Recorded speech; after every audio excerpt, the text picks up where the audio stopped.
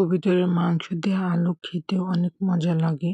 প্রথমে আমি কবুতর এবং আলুগুলো ছোট টুকরো করে কেটে নিয়েছি এবং ধুয়ে পরিষ্কার করে নিয়েছি। এখানে কড়াইতে আমি পরিমাণ মতো তেল দিয়েছি। তেলটা যখন গরম হয়ে আসলো তখন আমি একটি তেজপাতাকে ২টা অংশ করে নিয়েছি। এলাচ, দারুচিনি, লং এগুলো দিয়ে হালকা একটু ভেজে নিলাম। তারপর পরিমাণ মতো পেঁয়াজ কুচি দিয়ে দিলাম।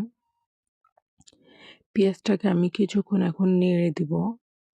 নেড়ে দেওয়ার পর যখন কালারটা চেঞ্জ হয়ে আসবে তখন আমি আদা বাটা এবং রসুন বাটা অ্যাড করব। অ্যাড করার পর এটার কাঁচা গন্ধ যাতে না থাকে সেজন্য আমি কিছুক্ষণ ভেজে নেব। কাঁচা গন্ধ যাওয়ার পর আমি এখানে পানি অ্যাড করব। কাঁচা গন্ধ চলে যাওয়ার পর পানি অ্যাড করার পর আমি শুকনো উপকরণগুলো এর মধ্যে দিয়ে দেব।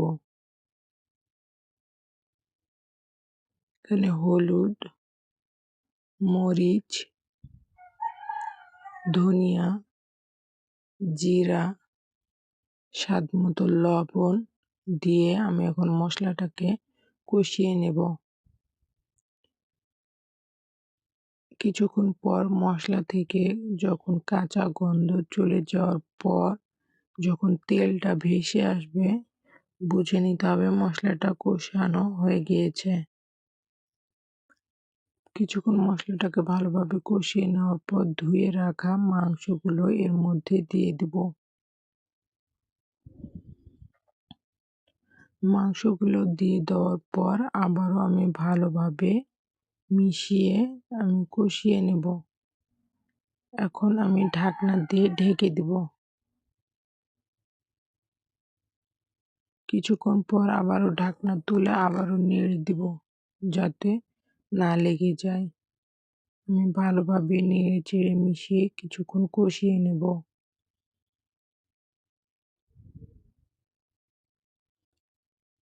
কিছুক্ষণ কষিয়ে নেওয়ার পর আবারও ঢাকনা দিয়ে ঢেকে দিচ্ছি। আবারও ঢাকনা তুলে নিলাম। কষানো হয়ে গিয়েছে। আমি এখন হালকা একটু পানি অ্যাড করলাম। পানি অ্যাড করার পর হালকা এখন নেড়ে দিচ্ছি। নেড়ে দেওয়ার পর ঝোলের জন্য পরিমাণ মতো পানি অ্যাড করব। পানি অ্যাড করার পর এখন ঢাকনা দিয়ে ঢেকে দেবো। বলক আসা পর্যন্ত অপেক্ষা করব। বলক চলে এসেছে। আবারও ঢাকনা তুলে এখন নেড়ে দিচ্ছি। সেদ্ধ হয়েছে কিনা আলু একবার চেক করে নেব। ঢাকনা দিয়ে ঢেকে দিচ্ছি। ঝোলটা কমে আসা পর্যন্ত অপেক্ষা করব। কিছুক্ষণ পর ঝোলটা অনেকটাই কমে এসেছে। এখন লবণটা চেক করে নেব।